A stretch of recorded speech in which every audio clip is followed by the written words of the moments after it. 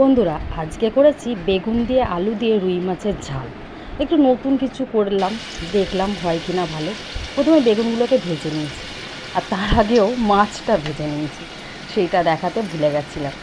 বেগুনগুলো ভাজা হয়ে গেলে আলুগুলো কেটে রাখা ছিল, সেগুলোও একটু হালকা করে ভেজে নিলাম। আলুগুলোকে একটু লাল লাল হওয়া অবধি একটু ভাজলাম, তাহলে বেশ ভালোই খেতে লাগে জিনিসটা।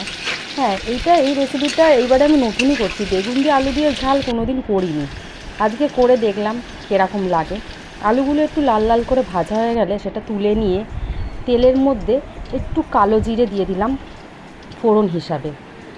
তারপর মিক্সির মধ্যে আমি পেঁয়াজ আর টমেটো বেটে রেখেছিলাম, দুটো পেঁয়াজ দিয়েছিলাম আর একটা টমেটো বেটে রেখেছিলাম। ওই বাটাটা মশলাটা দিয়ে দিলাম কড়াইতে।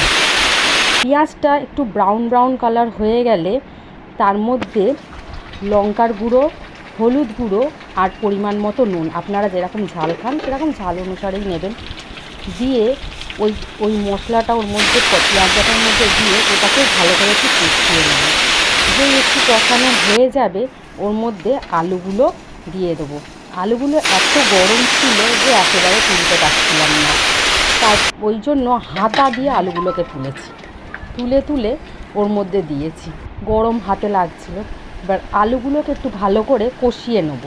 আলুগুলো কষানো হয়ে গেলে ওর মধ্যে জল দিয়ে দেবো আলুটা সেদ্ধ হওয়ার জন্য। আলুগুলো একটু সেদ্ধ হয়ে গেলে তার মধ্যে ভাজা বেগুনগুলো দিয়ে দেবো। বেগুনগুলো দিয়ে একটু কিছুক্ষণ হওয়ার পর জলটা কিছুটা কমে এলে তারপর ওটা বেগুনগুলো দিয়ে একটু চাপা দিয়ে দেবো যাতে জলটা একটু কমে আসে আর বেগুনগুলোও একটু হালকা সিদ্ধ হয়ে যায়। তারপর মাছগুলো দিয়ে দেবো সেদ্ধ হয়ে গেলে। মাছগুলো দিয়ে একটু নেড়ে চেড়ে নামিয়ে নেবো। তাহলেই হয়ে গেল বেগুন দিয়ে আলু দিয়ে মাছের ঝাল। জানি না কীরকম খেতে হবে, আমিও কোনো দিন খাইনি। এমনি বেগুন দিয়ে আলু দিয়ে পেঁপে দিয়ে মাছের ঝোল খেয়েছি, কিন্তু ঝাল কোনো দিন খাইনি। আজকে নতুন করলাম, দেখা যাক।